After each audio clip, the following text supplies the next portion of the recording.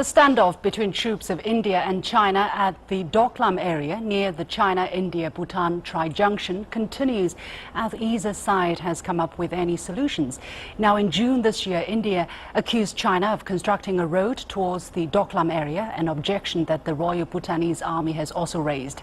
India intervened by sending soldiers and bulldozers across the border into what China claims to be its territory and demanding that China should halt its construction work.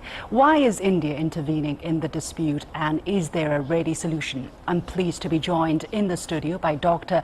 Binod Singh, Director of the BRICS Institute, New Delhi, and Mr. Ye Hailing, Director of the Center for South Asia Studies at the China Academy of Social Sciences. Welcome to the show, gentlemen. Mr. Ye, let me ask you first, because this seems to be the origin of this dispute. Sure. Why is China building roads in the DOKHLAM area? I think I am the right person to answer this question because I've been there for many times.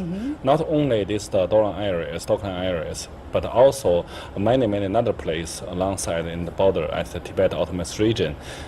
Their geographic condition is really tough, and our soldiers and our nomads, they live in these areas. Their living condition is also very tough. I've been there, I witnessed that a lot of the logistic supplements has to be carried by hand and with the horses, on the back of the horses. So it's quite tough. It's not a very sophisticated expressway system like from the airport to our downtown. It's not like this. It's still very simple, it's not a very high level standard, the expressway, but the construction is needed for supporting the soldiers and the farmers who live in these areas. Yeah. Dr. Singh, how is China's action seen on the Indian side? Why does India see this as a threat?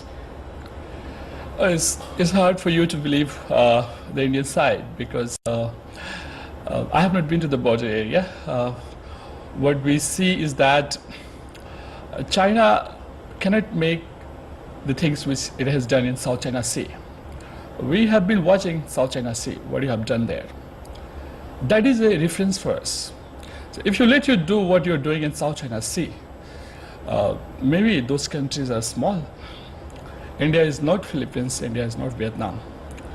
So if you want to do something like you want to do other part of world, that's pretty difficult. So India has objection, and you should listen to India and sit down and talk to them. What's the objection? But let's take a look at the situation per se, right? Instead of using South China Sea as a reference, because you have to judge the situation as the situation is. Is there any basis really to what India is thinking this time? Or is it just, speculation based on what they think they heard in the South China Sea issue? If you think this question on the Indian perspective and the Bhutanese perspective, you'll change your mind. So if you talk to anybody who thinks how to make India secure, and now the Prime Minister of India, he's a very good friend of Chinese people. He has been very nice. He's also very popular here, yeah. Yes, ma'am. Now why he will do like this? Is he gone mad overnight? Or do you think our army didn't listen to him? Or they're crazy now? I would like to request you that just like the way you oppose Assad in South Korea, the way you oppose Americans coming to North Korea, the way you oppose any other power, trying to change the status quo. So there's only one fight, one point. Please don't change the status quo. Okay. It's not a question of road or airport or whatever. You do it. But there's an agreement. If you have an agreement and you are breaking it because the other side is a small country. Now, they're just next to me, very close to us.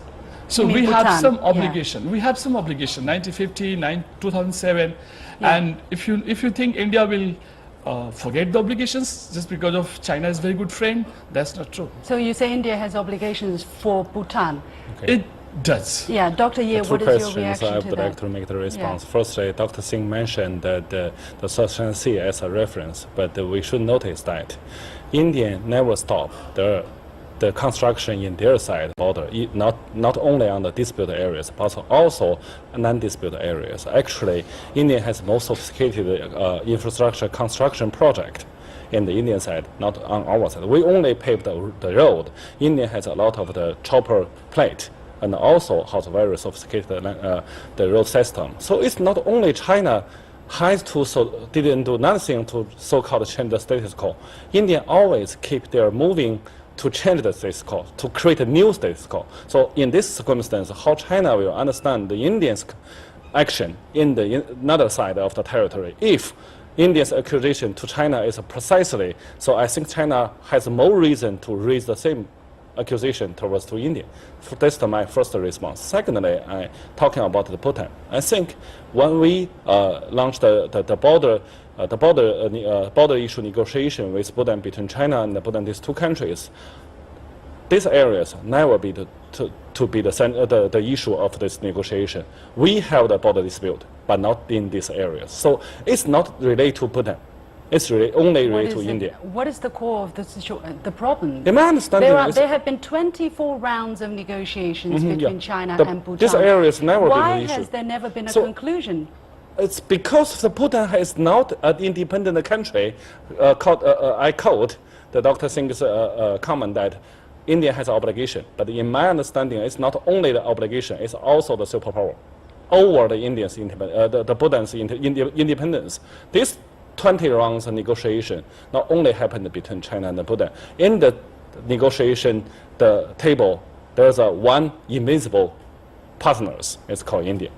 So Bhutan, every time when Bhutan engage with China, they have to report to New Delhi. So in my understanding, it's really difficult to say this is a free will of Bhutan government. Dr. Singh? I think we can make it very simple also. Like, it's very next to your house if somebody is making a new. I think you'll have some concerns, okay. What is the purpose of this road, okay. It's good for your PLA that you need a nice, better road. But right now at the border, what we think in India is not the best time. We're not against the road, but we're just saying that you just settle down the problem. Why you need road immediately, why you need it today. It's like a little bit very hard for us to understand, okay. Like, what has to be the timing then? When exactly. is it good timing to build good time roads? is to sit down if Bhutan And not do anything. India has the airport, the chopper place. Please don't interrupt. Yeah.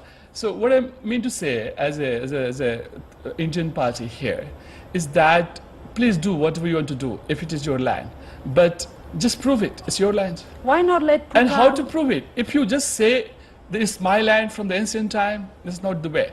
But if it has been the case, is it wrong to say that? I champion this discussion. You can always say that this part is China's part, okay? Because there has been this agreement between China and... Actually, this area is not under dispute because the Bhutan government never discussed this issue with Chinese government. We have, again, I would like to emphasize, we have the territory dispute, but this area is not included. In this area. Yeah. Why not? Why can't India let That's Bhutan what I'm saying. decide If you its make own roads in any negotiations? If you make roads in any part of China, it's like you're making a road to Pakistan, okay? What can you do? You have the CPEC corridor, okay? You're doing it because that part is under control of Pakistan, not India. So despite we are against that, please don't go to that POK, Pak-occupied Kashmir. But that's not in Indian control. Right now with Bhutan, we have this kind of understanding. You know, the way you have very good terms with Pakistan, we're not even so close the way you're close to Pakistan. So are you saying that Bhutan is under Indian control? That's what you understand. That's what you're trying to understand. What I mean to say here is that we are not even as close to Bhutan as you are close to Pakistan. This is a very good mirror for you to check. I really difficult to agree with that. We don't have any treaty. If you have a problem here, India, China, you start Pakistan to start shelling there, you know. Well, you know, this latest news report published by Bhutan News Network by a legal advisor, Wancha Sangay, actually criticized India for using an iron hand to control the Bhutanese economy and preventing a conclusion of the territory negotiation between China and Bhutan. Again, why not let Bhutan negotiate with China on an equal basis? Yes, ma'am. I would like to what the ambassador of Bhutan said. I think he is more legal than this person, okay? So if you quote him, allow me to quote the ambassador of, you don't have embassy with Bhutan, but there's a Bhutanese ambassador in New Delhi.